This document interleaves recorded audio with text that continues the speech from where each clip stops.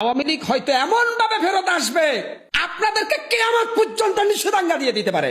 ফাল পাইরেন না বড় ভাইরা, আওয়ামী লীগ আজকে নিষিদ্ধ করেছেন, আওয়ামী লীগ নিষিদ্ধ দল হয়ে গেছে, কিন্তু আপনারা যদি চেঙ্গিস খানের মতো রাজনীতি করেন তাহলে আপনাদের মতো লোকেরাই আবার আওয়ামী লীগকে ফিরিয়ে আনবে। ভাই আজকে যারা তালি দিচ্ছেন আওয়ামী লীগ নিষিদ্ধ হয়েছে, আওয়ামী লীগ বাদ হয়ে গেছে, বাংলাদেশ 6 ঋতুর দেশ, ঋতু পরিবর্তন হইতে সময় লাগে না।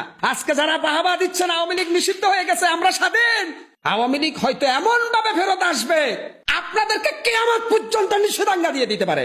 ফাল পাইরেন না বড় ভাইরা, আমি কখনো আওয়ামী লীগের পক্ষে কথা বলি না, আমি সব সময় সত্য বলি। আওয়ামী লীগের যারা অন্যায় করেছে তাদের বিচার হোক, কিন্তু একটা দলকে নিষিদ্ধ করতে গেলে জনগণের মতামত লাগে। কত পার্সেন্ট জনগণ আওয়ামী লীগ নিষিদ্ধ চায় জরিপ করেন। এই আওয়ামী লীগ মাওলানা আব্দুল হামিদ খান ভাসানীর আওয়ামী লীগ, এই আওয়ামী লীগ ৭১-এর আওয়ামী লীগ, এই আওয়ামী লীগ স্বাধীনতার আওয়ামী লীগ।